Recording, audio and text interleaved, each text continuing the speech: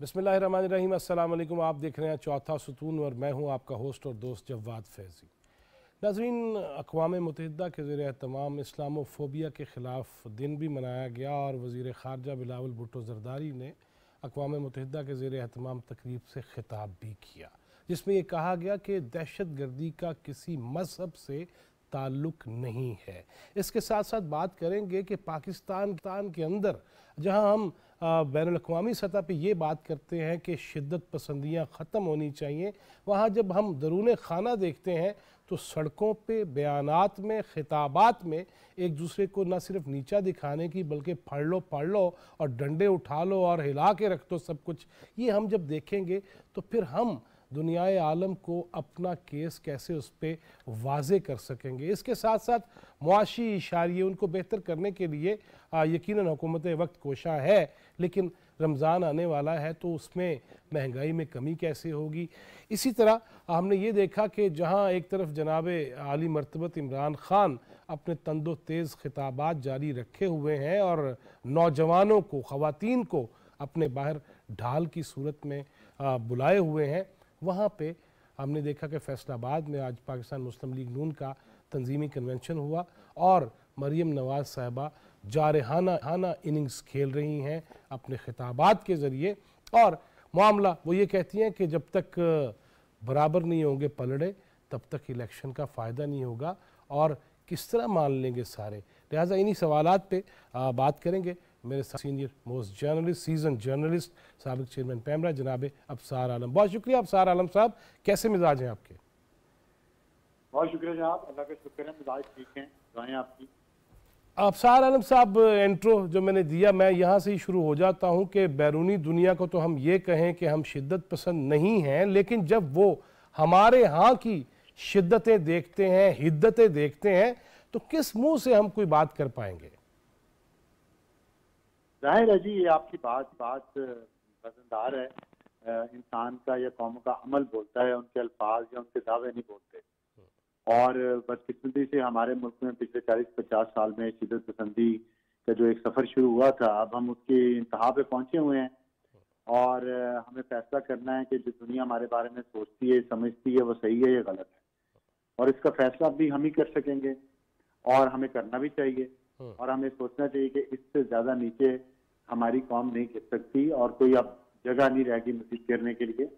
यहाँ से हमें बाहर निकलना है इस घड़े में से और उस घड़े से बाहर निकल के सबको अपना अपना रोल अदा करना पड़ेगा और बगैर किसी मतलब के, बगैर किसी दोस्ती के, ये कि मैं मीडिया से हूँ तो मैं मीडिया वालों की गलत बातों को सपोर्ट करूँ, जुडिशरी में लोग जुडिशरी की गलत बातों को सपोर्ट करें, फौज में लोग फौज के किसी अफसर के गलत कामों को सपोर्ट करें, इसी तरह बिजनेसमैन को बचाएं, सियासतदान को बचाएं।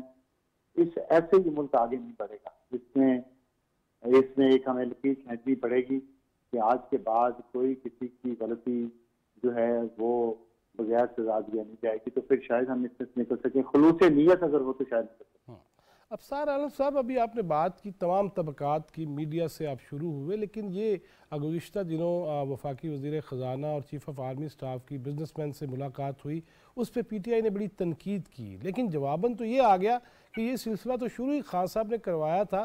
तो ये क्या है कि जब मैं हुकूमत में हूँ तो तब बिल्कुल जायज़ है हर चीज़, और जब मैं नहीं हूँ तो ये सिलसिला कब तक तरक हो पाएगा हमारे मुआशरे से और ख़ास तौर पर लीडरान से?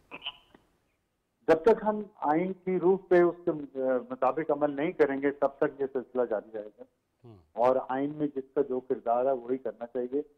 उससे बाहर निकलेंगे तो मसाइल पैदा होंगे और आज हमारे पास जो मसाइल हैं ये उस ताजा डॉक्ट्राइन के हैं जो 6 साल उस मुल्क पर मुसल्लत रही, जिसने 5 वज़ीर आज़म को भुगताया। तो जाहिर है ये खराबी तो वहीं से पैदा हुई है और खराबी पैदा वहां से हुई है तो मतावा कहाँ से होगा।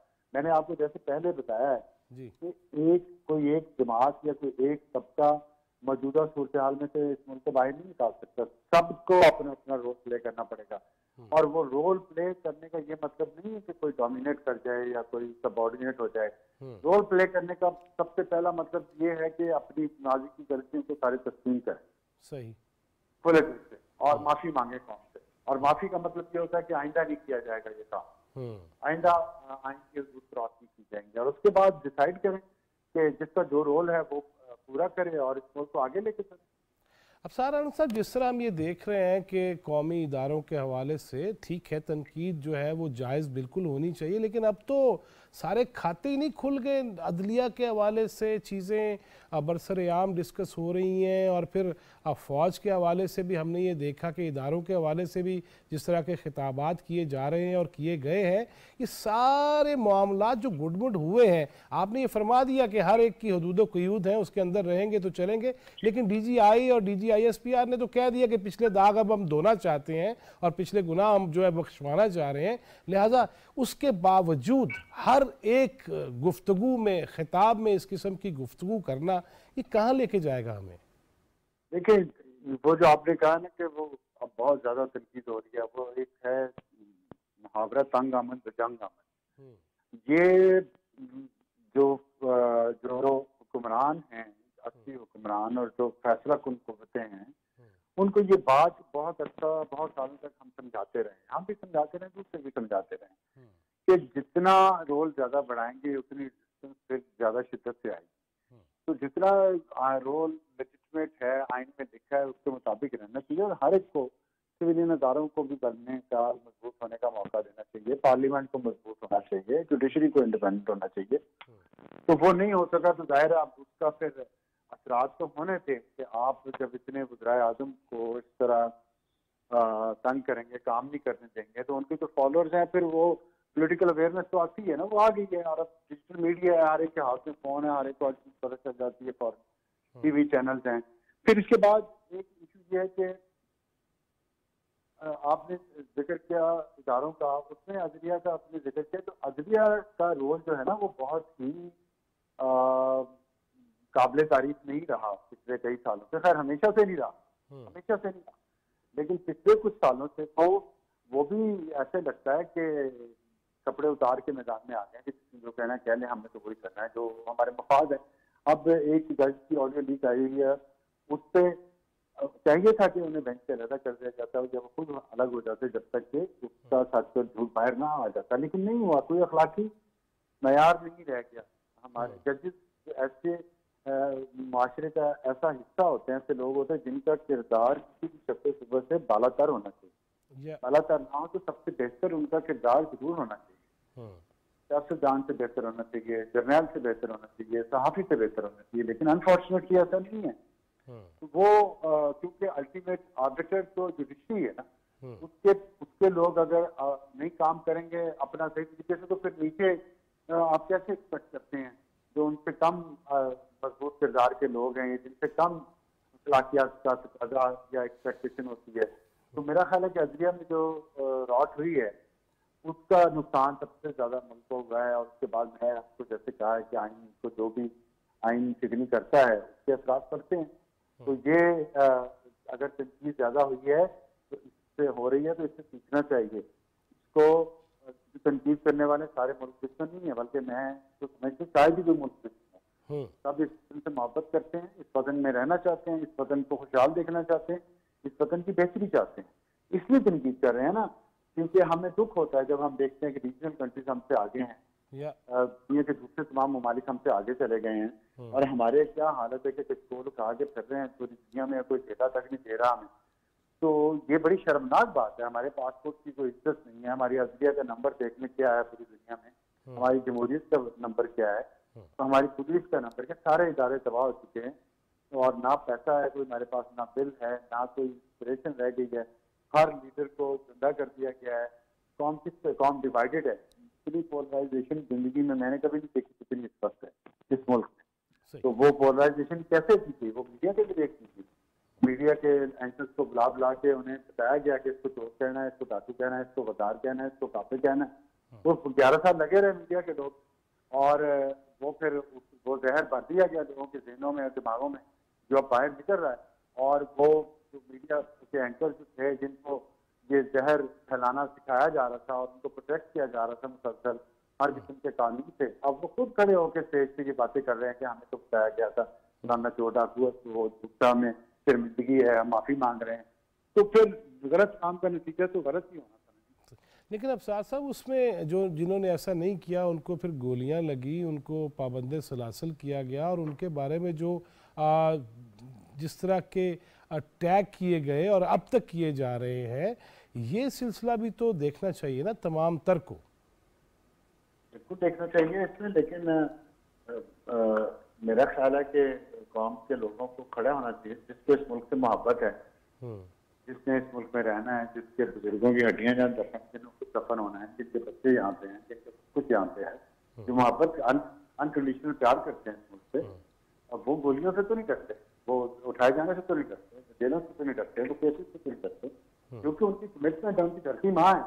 धरती माँ से कौन नहीं चाहेगा कि उसकी बेहतरी हो, और जो उसको नुकसान पहुंचाने की कोशिश करेगा उससे जाएगा, फिर उससे मुकाबला तो करना पड़ता है और उसमें कुर्बानियाँ नहीं देनी पड़ती है। तो ठीक है, अगर ये रास्ता कुर्बानी देने का ये इससे चलना है तो चल रहे हैं, और भी बहुत सारे लोग चल रहे हैं, लेकिन अपनी आज़ादी पे, अपने मुल्क की खुशहाली पे, अपने मुल्क की इज्जत पे तो कॉम्प्रोमाइज़ तो नहीं होता है, इसलिए कि कोई आपसे ताकतवर फिर आपसे कह रहा है कि आप ऐसे नहीं ऐसे करें। ये तो ना हमारे मदद ने सिखाया है, ना पूरी दुनिया के कानून ने सिखाया, ना अखलाकियात ने सिखाया, ना हमारे आदमी ने सिखाया। तो ये तो जंगल का कानून है, ऐसे होता है, कबायली इलाकों में ऐसे होता है।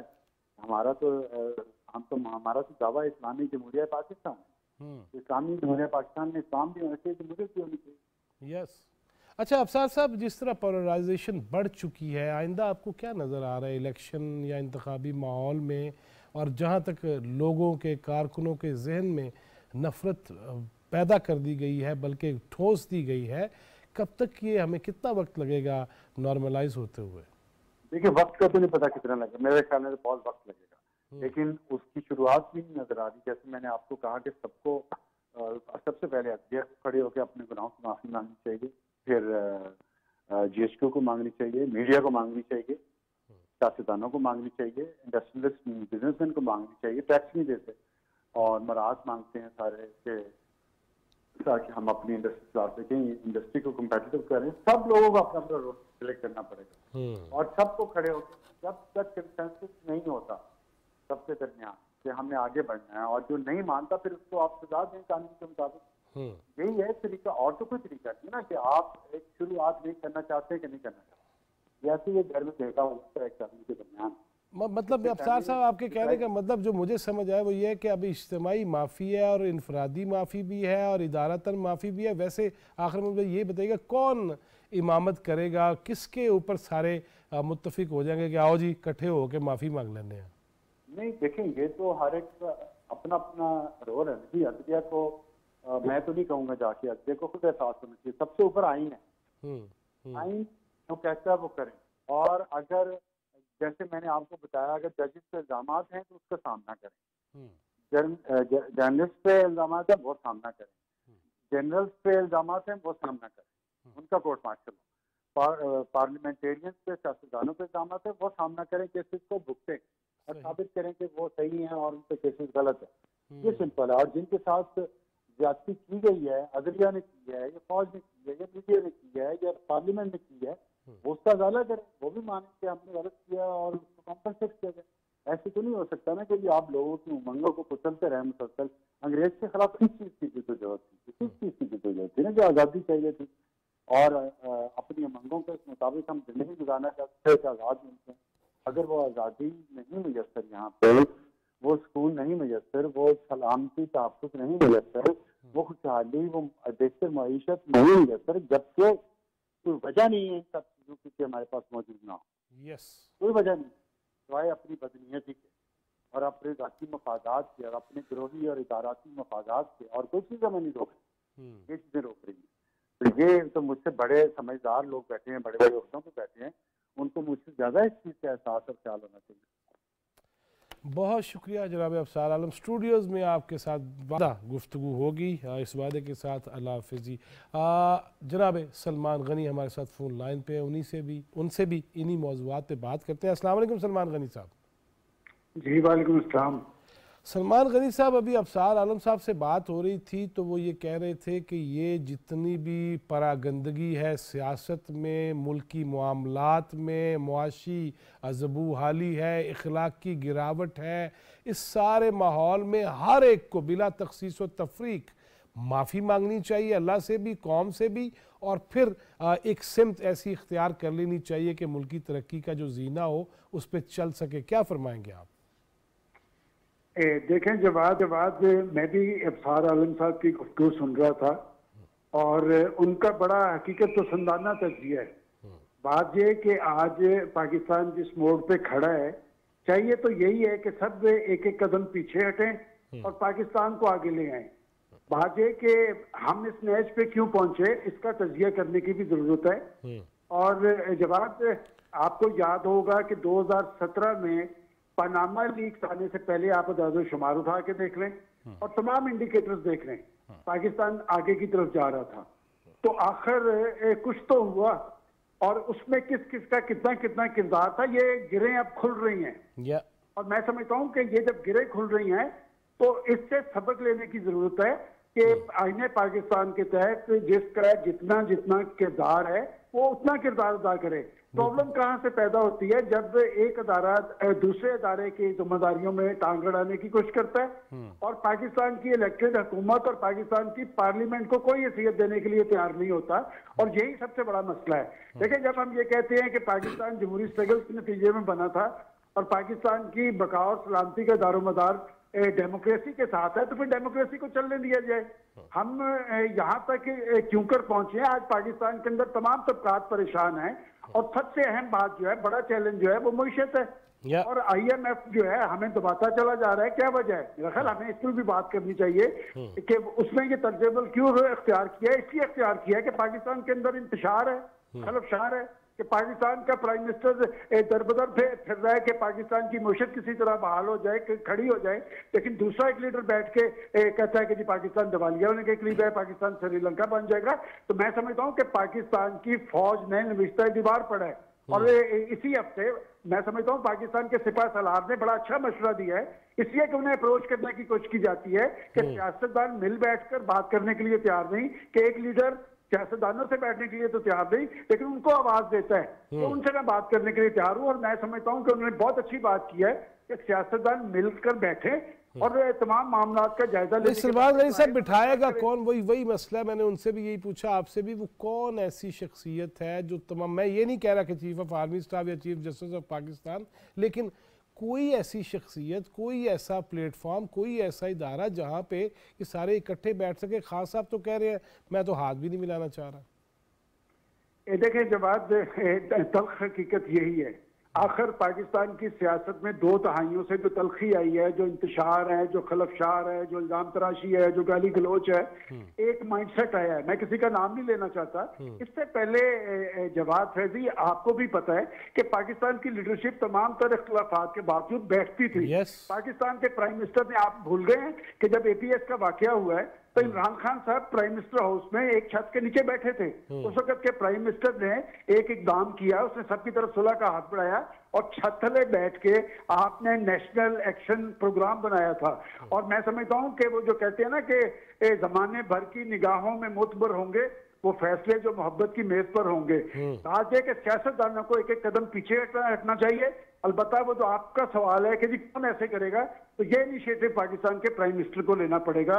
पाकिस्तान के प्राइम मिनिस्टर शहबाज शरीफ साहब को कुदरत ने ये सलाहियत तो दी है कि वो मामलात का हल निकाल लेते हैं, उन्हें एक हाथ बढ़ाना पड़ेगा। आपको याद होगा कि नवाज शरीफ साहब भी पहुंचे थे बनीगाला में, तो उनको आला ज़र्फी का मुजाहरा करना चाहिए, उन्हें बड़े दिल का मुजाहरा करना चाहिए और उन्हें इनिशिएटिव लेना चाहिए।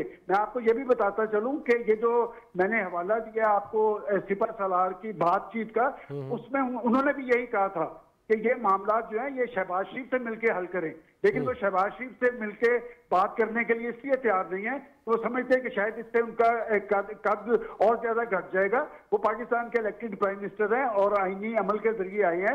मैं समझता हूं कि अगर आप पाकिस्तान को आगे लेके जाना है तो एक एक कदम सबको पीछे लाना पड़ेगा और पाकिस्तानियत का मुजाहरा करना पड़ेगा। अगर पाकिस्तान होगा तो इनकी सियासत होगी। बदकिस्मती ये है कि इन्होंने अपनी जात को पाकिस्तान से बालातर कर रखा है, अपने आप को रियासत से बालातर समझते हैं, आइन और कानून से बालातर लेके जाने का अमल जो है कि पाकिस्तान के अंदर महाजराई और कशीदगी का बायस बन रहा है। सही। सलमान गनी साहब ये फरमाइएगा, आप लाहौर में हैं, चूँकि ये जो कल वाक़या हुआ उस पर बड़ी निगरान हुकूमत पे तनकीद हो रही है, उस पर आमिर मीर साहब भी जवाब दे रहे हैं, सारा कुछ है, ये मामला यहाँ तक क्यों कर पहुँचता है कि इस नहज पे डंडे भी, हमने पहले कफन लहराने वाले वो सीन भी देखे और कील लगाने वाले सीन भी देखे, फिर जवाबी कोई चीज़ होती है। बहरहाल ये मुल्क के लिए अच्छा नहीं है और सियासी वर्कर्स के लिए भी अच्छा नहीं है, इसका हल कैसे निकालेंगे?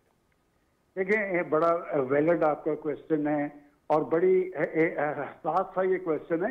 देखिए, बात ये कि वो जो दुनिया से चला गया वो एक सियासी कारकुन था, वो एक मजदूर था, वो एक दीवाना था, एक लीडरशिप के हवाले से, और को किसने हलाक किया है, वो कैसे जान बहक हुआ है, कौन लोग थे जो उन्हें हॉस्पिटल छोड़ के आए और किनकी गाड़ी पे आया गया। मेरा ख्याल ये तो गवर्नमेंट ज्यादा वादे कर देगी, लेकिन एक बात मैं जरूर कहूंगा कि जवाब लॉ एंड ऑर्डर को बरकरार रखना हुकूमतों की जिम्मेदारी होती है, ये उनका इस्तेकाक होता है। कि बात ये कि ये नहीं कि आप जब चाहें तो आप लाहौर का कैनाल रोड बंद कर दें। कि मैं ये जो उसके लड़के की डेथ हुई है ये बड़ी अफसोसनाक है और हमारा सियासी अलमिया ये है कि हमेशा सियासी कारकुनों को अपनी सियासी जंग का ईंधन बनाने की कोशिश की जाती है। और उससे बड़ी अफसोसनाक बात यह है कि जो शख्स 60 साल तक उस घर पे पहरा देता रहा और जिसके बारे में हम खुद कहते हैं कि मुझे खैरी के वक्त आवाजें आती थी कि love you Imran, love you Imran, आज तक उस लीडरशिप ने उस शख्स से हाथ नहीं मिलाया और एक तस्वीर भी उसके साथ मौजूद नहीं है। और फिर जब वो अपनी जिंदगी की बाजी हार गया, उसकी लाश उसके घर पहुंचा दी गई तो इन्होंने उसका चेहरा तक देखना भी गवारा नहीं किया। तो मैं समझता हूं कि पाकिस्तान के सियासी कारकुनों के लिए भी लम्हे फिक्री है और पाकिस्तान की सियासी क़यादत के लिए ये चैलेंज है। अलबत्ता जहां तक हुकूमती रिट की बात है, हुकूमती रिट को बरकरार रखना हुकूमत की जिम्मेदारी है और दफा 44 क्यों कर लगाई गई और फिर हटाई क्यों, इसका जवाब निगरान गवर्नमेंट को देना पड़ेगा। और जब तक इस सियासी कारकुन के असल कातिल सामने नहीं आते, मेरा ख्याल ये तलवार निगरान गवर्नमेंट पे लटकती रहेगी। और उन्होंने जेएटी जरूर बनाई है, मेरा ख्याल ये तहकीकाती अमल जितनी जल्दी मुमकिन हुआ इसे मुकम्मल करके लोगों को एतबार में लेना पड़ेगा और जब तक वो लोगों को एतबार में नहीं लेंगे इस हवाले से बेचैनी रहेगी। अच्छा, सलमान गनी साहब ये फरमाइएगा कि मरियम नवाज साहबा बड़ी जारहाना इनिंग्स खेल रही हैं और आज फैसलाबाद में उन्होंने खिताब किया, क्या देख रहे हैं आगे इंतखाबी माहौल या सियासी मैदान, वो कैसा देख रहे हैं? क्योंकि मुझे तो ये जो नज़र आ रहा है, जो हमने देखा और आपने उसका जिक्र भी फरमाया है, पोलराइजेशन, इख्तलाफी शिद्दत और हिद्दत खान साहब ने जिस सतह पे पहुँचा दी है, उसके बाद क्या देख रहे हैं कल की हलाकत के बाद मामला संभल पाएगा? देखिए, जहाँ तक आपने मरियम नवाज की सियासत का, उसकी जद्दोजहद का और उनकी तरफ से की जाने वाले कन्वेंशन का जिक्र किया है कि उनका इस्तेकाक है और पाकिस्तान मुस्लिम लीग नून की सियासत का अगर तजिया करें तो हर मुश्किल वक्त में पाकिस्तान मुस्लिम लीग नून की लीडरशिप और ख़ास तौर पर इनकी जो खवातीन है उन्होंने मर्दाना वार किरदार अदा किया है। मुझे याद पड़ता है, आप भी यहाँ पर लाहौर में होते थे कि कलसूम नवाज शरीफ का रोल क्या था, उन्होंने एक डिक्टेटरशिप को चैलेंज किया था।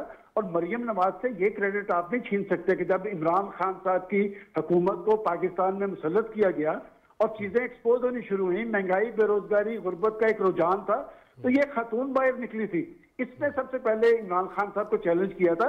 तो आज भी आप देख लें कि एक मुश्किल सूरत हाल के अंदर वो लोगों के अंदर जा रही हैं, लोगों के अंदर उनको पजीराई मिल रही है, लेकिन अवाम का फैसला क्या होगा ये इलेक्शन में होगा। लेकिन जब आप इलेक्शन का जिक्र करते हैं तो जब भी इस तरह की कैफियत होती है तो फिर जो सियासी क़यादतें हैं वो अवाम की तरफ पलट के जाती हैं। आखिरी फैसले का इख्तियार अवाम को होता है। लेकिन एक बात मैं जरूर कहूंगा कि आज पाकिस्तान के अंदर जो इंतखाबात के हवाले से कैफियत तारी है, हमें और आपको इसका जायजा जरूर लेना चाहिए। इससे पहले पाकिस्तान में क्यों कर तारी नहीं हुई? इसलिए कि एक शख्स ने 2 असेंबलियां तोड़ के एक नया क्राइसिस पैदा किया है। वो एक हंगामी और एहजानी कैफियत तारी करना चाहते थे। मैं समझता हूँ वो कामयाब रहे, इसलिए कि उन्होंने इलेक्टेड जो लीडर है उनकी हुकूमत थी और अपनी असेंबलियां खुद तोड़ी, और वो यही सूरत तारी करना चाहते थे। और खतरा ये है कि इन असेंबलियों के अगर इंतखाबात होते हैं और अगर किसी एक सूबे में उनकी हुकूमत बन जाती है, कल को फिर वो असेंबलियां तोड़ देंगे। बात है, पाकिस्तान इस तरह की सियासत का मुतम्मल नहीं होता। आपका क्वेश्चन बड़ा वैलिड था कि आपने कहा था कि पाकिस्तान को इस क्राइसिस से निकालने की जिम्मेदारी किसकी है और क्या किया जाए। मैं फिर वही बात कहूंगा कि जब तक पाकिस्तान के पॉलिटिशियन सियासी तर्ज-ए-अमल अख्तियार नहीं करेंगे और जमहूरियत की बुनियाद डायलॉग पे नहीं आएंगे, उस वक्त तक पाकिस्तान क्राइसिस रहेगा। और आखिरी बात एक मेरी और सुन लें कि बात है कि लोगों को भी अपने अंदर जान पैदा करनी चाहिए कि कौन शख्स पाकिस्तान के साथ मुखलस है, कौन शख्स पाकिस्तान को आगे ले जाना चाहता है। इस अमर का जायजा पाकिस्तान के अवाम को लेना चाहिए, अपने अंदर जान पैदा करनी चाहिए और अपना हक रायदही पाकिस्तान के इस्तेहकाम के लिए और इत्तेहाद और यकजहती के लिए इस्तेमाल करना चाहिए। ऐसा ही होना चाहिए। बहुत शुक्रिया जनाब सलमान गनी आपके वक्त का। नाज़रीन, एक और भी चीज़ है, मैं हमेशा उलमा का बहुत एहतराम करता हूँ, करना भी चाहिए। जिनके पास इल्म होगा और वो वाअमल अगर उलमा हो तो उनकी तो शान व शौकत और बढ़ जाती है। लेकिन हमारे यहाँ ये अजीब एक है कि जी मौलवी है जी, ये अच्छे कपड़े नहीं पहन सकता, अच्छी गाड़ी इस्तेमाल नहीं कर सकता। हालांकि अब मस्जिद के पैसों से ही ज़िंदगी गुजारना ये मौलवियत नहीं है, बल्कि कारोबार करते हैं बहुत सारे लोग। लेकिन आज एक ऐसा वाक़या मेरे सामने आया जो मैं यकीनन ये सोशली इस बात का जिक्र भी करना चाहिए। पेशावर महकमा औकाफ का एक ऐसा टेंडर जारी हुआ जो सोशल मीडिया पे बहुत ज़्यादा चल रहा है कि रोयत हलाल कमेटी का इजलास 22 मार्च को जो पेशावर में मुनक्किद हो रहा है, उसके हवाले से खाने पीने के हवाले से वीआईपी जो उलमा आएंगे, जो चांद ढूंढने की कोशिश करेंगे, उनके लिए वीआईपी खाने होंगे। 11 डिशेस होंगी, उसमें दमपुक से लेके बोटी छोटी तक और रशियन सैलड से लेके दीगर चीज़ों तक। और फिर पब्लिक के लिए 100 बंदों के खाने का अलहदा वो किया गया है और उसमें वो नहीं है वो चीज़ें जो खवास खाएंगे। ये एक ऐसा मसला है कि रमज़ान का चांद देखना हो और सब्र की तलकीन करनी हो, सादगी की बात करनी हो, किफ़ायत शारी की पॉलिसी पे अमल करने की बजाय जब हम ऐसी चीज़ें करेंगे तो क्या तासुर जाएगा। इसी चुभते हुए सवाल के साथ हमने रब्ता किया है इंतहाई बा इल्म शख्सियत हैं और स्कॉलर हैं जनाब अल्लामा हिशाम इलाही ज़हीर। अस्सलाम वालेकुम अल्लामा साहब। वालेकुम अस्सलाम व रहमतुल्लाहि व बरकातहू। अल्लामा साहब, आपने सुन लिया जो मैंने सवाल करना है कि जब उलमा को पहले तो हम एक साइड पे कर देते हैं, फिर हमने ये देखा 20 साल में कि उलमा का नाम ले ले के जिस तरह तमस्खुर उड़ाने की भी कोशिश की गई। यकीनन जो इस्लाम को डायरेक्ट कुछ नहीं कह सकते वो मौलवी को निशाना बना लेते हैं। ये सारी बातें तो अपनी जगह, लेकिन हज़रत ये फरमाइएगा कि रमज़ान, सब्र, तलकीन, सादगी, भूखे रहना और उस पर उलमा के लिए 11-11 डिशेस के खाने अगर महकमा औकाफ वो टेंडर दे रहा है, एक ही अल्लामा साहब। बिस्मिल्लाहिर्रहमानिर्रहीम। जवाद भाई, आपने तो बड़ी पिन पॉइंट और दुरुस्त निशानदेही की है। मेरा ख्याल में इस हवाले से ना 2 नजरियात मुआशरे में पनपते हैं और उसमें अफरात व तफरीक पाई जाती है। जहां तक आपका पहला सवाल है ना, ये बिल्कुल जायज और वैलिड है कि जनाब हुकूमत को इस वक्त जो है वो ये कह रही है कि हमारे पास पैसे नहीं है, तो फिर ये अल्ले तलल्ले और इस तरह की याशियों की सिर्फ मौलवी के लिए ही, किसी के लिए भी गुंजाइश मौजूद है। ये बात है। और अगर फिर भी ये उलमा के तबके को खुद भी सोचना चाहिए कि अगर अपनी जेब से खा रहे हैं आप खा सकते हैं। अशराफ तो इस्लाम में वैसे ही नहीं जायज। अच्छा कि मैं तो ये बात समझता हूँ कि मौलवी का पेट भी बड़ा होना वो कम अज कम एक आलम को ये जेब नहीं देता या मौलवी को ये जेब नहीं देता कि उसकी तोन बाहर निकली हो। अगर ये जायज है, खाना जायज है इस्राफ के साथ, लेकिन हर जायज चीज खाना। और मैं दूसरी बात ये कहना चाहता हूँ, जो आपने बात की है कि रमजान का महीना आ रहा है और रमजान का चांद देख रहे हैं कि आप लोगों को कह रहे हैं खाना छोड़ो और गरीबों की भूख का एहसास करो, आप उसका इफ्तिताह इस किस्म के खानों से कर रहे हैं। एक तो ये बात आपकी वैलिड और जायज है, मैं आपको सेकंड करता हूँ। लेकिन जो दूसरी आपने डिबाटे में बात की है ना जवाब भाई, उसकी तरफ भी अवाम को और कौम को की रहनुमाई करनी चाहिए कि मौलवी अगर खुश लिबास और खुश खुराक हो तो जलना भी नहीं चाहिए।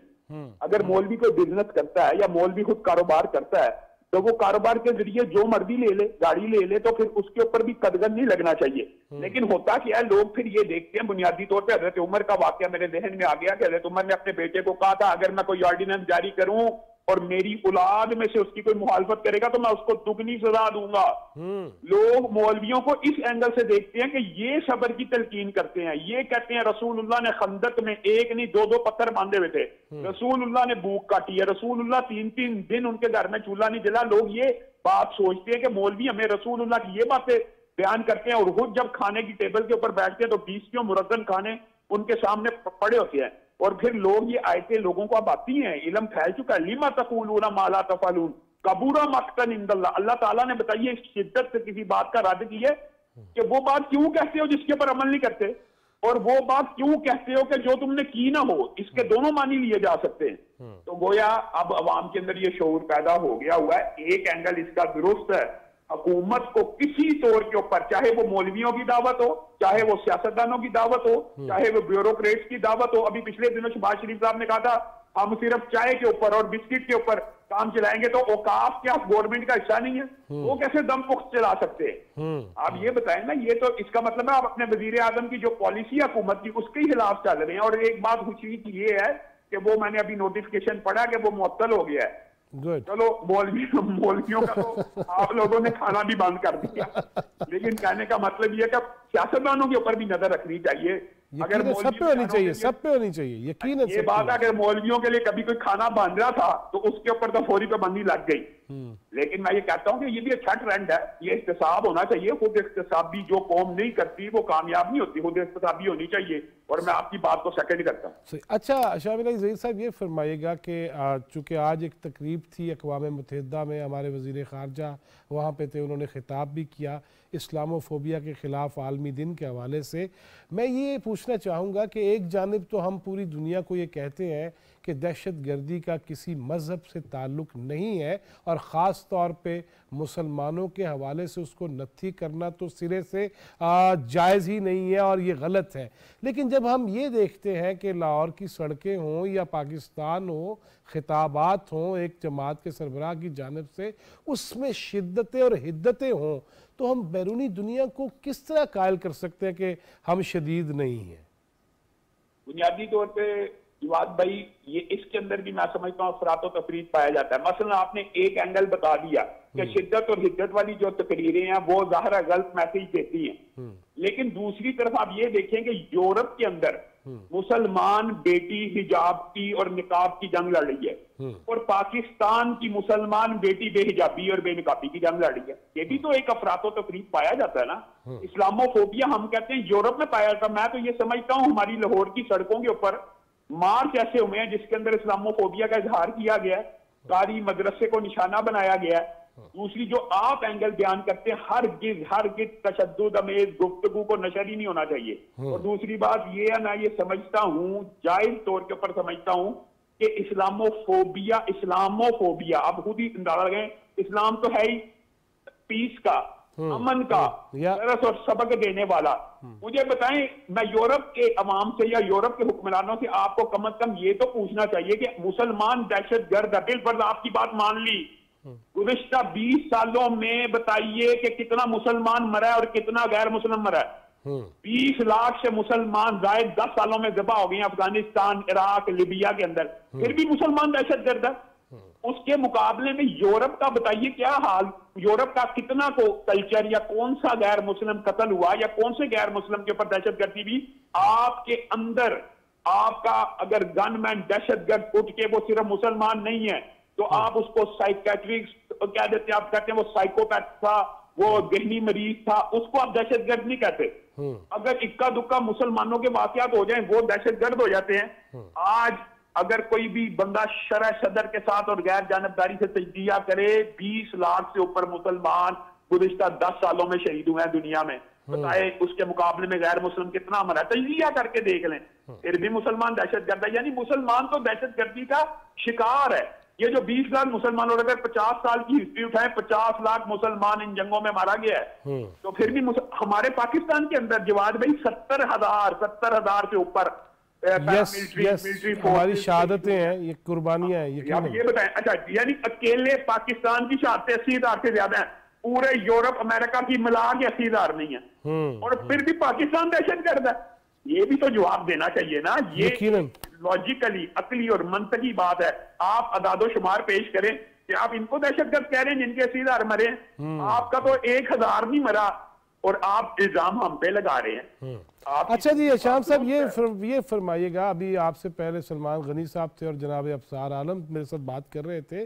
अफसार आलम भाई ने आज ये बात कही है कि जी पाकिस्तान के मसाइल को हल अगर करना है, वो जर्नलिस्ट हों, वो जज हों, वो जर्नैल हों, पार्लियामेंटेरियंस हों, उलमा हों, ब्यूरोक्रेट्स हों, सबको एक दफ़ा माफ़ी मांग के अल्लाह से और लोगों से एक ऐसी सिमत जो इस्लामी जमहूरिया पाकिस्तान, जिसमें इस्लाम भी हो, जमहूरियत भी हो, उस पर चल पड़ना चाहिए। सिरा कहाँ से पकड़ेंगे? बात भाई बुनियादी तौर के ऊपर ये जो अगर उन्होंने बात की है, मैं समझता हूं कि ये उन्होंने जड़ के अंदर निशानदेही की है। क्यों? ये भी बात सुन ले। पाकिस्तान किस नजरिए की बुनियाद के ऊपर बना था? ला इलाहा इल्लल्लाह की बुनियाद पे बना। हमने उस बुनियाद को छोड़ दिया। बुनियाद ही ये, हम देखें जब भी कोई इमारत किसी बुनियाद पे बने, आप उसकी बुनियाद निकाल दें, इमारत कायम नहीं रह सकती। हमने अल्लाह से वादा किया, हमने रसूलुल्लाह से वादा किया कि इस धरती के ऊपर इस्लामी निजाम को हम प्रैक्टिस करेंगे। अब उस वादे से हम मुकर गए हैं। अगर मुझे ईमानदारी से बताइए, हमने अगर सिर्फ पुल बनाने थे, यूनिवर्सिटियां बनाने थी, रोड बनाने थे, हॉस्पिटल्स बनाने थे, तो इंडिया हमसे जीत गया। पाकिस्तान को क्या पुल बनाने के लिए, क्या सड़कें बनाने के लिए हासिल किया गया था, ये यूनिवर्सिटीज बनाने के लिए हासिल किया गया था? हर चीज नहीं। ये भी हिस्सा है, ये भी हिस्सा है, ये हिस्सा है। इनका मैं इनकार नहीं करता, ये बननी चाहिए, लेकिन बुनियादी तौर पर अल्लाह से वादा तो मदीना की रियासत का था ना। ला इलाहा इल्लल्लाह का वादा था कि उसका प्रैक्टिकल हम करेंगे। और मैं ये समझता हूं आज भी अल्लाह के फजलो करम से ये मईशत खराब आपको नजर आ रही है ना, मैं शरह सदर से आपको कहता हूं, आप इस्लाम के तालिब इल्मों को, बहुत बड़े स्कॉलर्स की बात नहीं कर रहा, आप उनको ये मईशत का सिर्फ आप ये पाकिस्तान की मईशत ही उनके हवाले कर दें, वो अगर ना दुरुस्त करें। इस्लाम एक सिस्टम है, इस्लाम एक निजाम है। आप लोग ये समझते हैं कि इस्लाम में रियासत, सियासत, मुआशरत मामलात को एड्रेस नहीं किया गया, तो फिर इस्लाम क्या? इस्लाम सिर्फ मस्जिद में अल्लाह अकबर का सुभान अल्लाह और अल्लाह के नारे। लेकिन शाम भाई इसमें हम इस कदर धंस गए थे माजी में, और आपने देखा कि आप शायद नहीं थे वहाँ पे कराची में, जब उलमा भी थे और वज़ीर ख़जाना भी थे और कॉन्फ्रेंस भी हुई कि बतदरीज हम इस अजाब से जान छुड़ाएं और जो है वो बग़ैर सूद के हम अपनी मईशत को लेके चलें। कोशिश यकीनन हो रही है और होनी भी चाहिए। लेकिन मेरा सवाल ये है शाम साहब कि जो अब रमज़ान आ रहा है, वैसे मेरी गालदा बुरा ना बनाना, ये जो सीज़न लगते हैं उलमा के, जो सीज़न लगते हैं उलमा के, मुहर्रम में भी एक धड़का लग जाता है, रबीउल अव्वल में भी एक दूसरे को इवन दायरे से ही हम निकाल देते हैं। ये अगर इस तबके की सिर्फ बात करें तो क्या पाकिस्तान के हवाले से कौन सी ऐसी चीज़ की जा सकती है, किस शख्सियत पे सब एतमाद कर सकते हैं कि कम अज़ कम हर शोबा जो है वो अपने तौर पे किरदार तो अदा करना शुरू कर देना इस्तेहकाम के लिए? गाजी साहब, बुनियादी तौर के ऊपर जो इस बात की तरफ आपने निशानदेही की है, वो सिर्फ इस्लामी मईशत का एक जुज़ है। जो आपने कराची कॉन्फ्रेंस की बात की है, सूद को पाक करना, ये एक जुज़ है, ये सिर्फ एक जुज़वी बात है। इस्लाम पूरा सिस्टम है, पूरी एक मईशत है। अगर उसके बारे में ये हमसे हुकूमत राय लेगी तो हम उनको बताएंगे कि कैसे हुकूमत का काम अवाम से कमाना नहीं होता, अवाम को अपना कारकुन बनाना होता है, और अवाम कमा के देती है रियासत को। किस तरह? अवाम को अगर आप चीजें सब्सिडाइज देंगे तो वो आपको ऐसी पैदावार और ऐसी सनत खड़ी करके देगी कि आप किसी के मोहताज नहीं रहेंगे। चाइना का मॉडल आपके सामने है, वो इस्लामी मईशत की चंद जुजियात को सिर्फ एड्रेस करता है। चाइना का मॉडल कि हमने अवाम से नहीं कमाना, अवाम को जितने की चीज पड़ती है उतने की देनी है और अवाम हमें कमा के देगी। ये एक बात होगी। जहां तक आपके सवाल का दूसरा हिस्सा है, आपको मैं ये बात बताना चाहता हूँ, आपने ये बात भी दुरुस्त की है कि बाज की मुहर्रम में चलो दिहाड़ी लग जाती है, बाज की रबीउल अव्वल में और बाज की रमजान में, और इस वजह से लोग मुत्तहिद और मुत्तफिक नहीं हो पाते। लेकिन आपने कहा क्या होगा जिसके ऊपर सब मुत्तफिक हो? मैं आपको एक बात मिसालन पेश करता हूँ। जी जी जी। हम ये समझते हैं कि इबादत की अदायगी में और एक अकायद में फर्क होता है, लेकिन ईमानदारी से आप भी और तमाम सामीन भी इस बात को नोट करें, क्या मुआमलात में और मुआशरत में किसी फिरके का आपस में इख्तलाफ है? यानी बेहयाई के ऊपर, बेपर्दगी के ऊपर, गीबत के ऊपर, झूठ के ऊपर, चोरी के ऊपर, रिश्वत के ऊपर, डकैती के ऊपर, जिना के ऊपर, जितने मामलात है उनमें तो कोई इख्तलाफ ही नहीं होता। तो ये जो सिर्फ एतराज किया जाता ना, ये सिर्फ आप ये समझ लें एतराज बड़ा एतराज होता है, यार ये एक दूसरे के पीछे नमाज नहीं पढ़ते, एक दूसरे को काफर भाई जिन कामों में हम एक हैं, क्या उन कामों में आपने हमारी बात मानी है? उनको बेहतर करना चाहिए। शाम साहब, चूंकि वक्त इस तरह का है, आपसे स्टूडियो में किसी तफसीली गपशप करेंगे ऐसे ही मौज़ूआत पे। बहुत शुक्रिया जनाब रईस साहब। मईशत, इसके हवाले से क्या हो रहा है, क्या करना चाहिए, मुझे और आपको कैसे हिस्सा डालना है, इसकी बेहतरी के लिए हमने रब्ता किया है माहिर मुआशियात जनाब आमिर ज़फ़र दुरानी से। अस्सलाम वालेकुम दुरानी साहब। वालेकुम सलाम जी, कैसे हैं आप? जी अल्लाह का शुक्र। दुरानी साहब, अभी अलामा साहब भी यही बात कर रहे थे कि मईशत को किस तरह बेहतर किया जाएगा।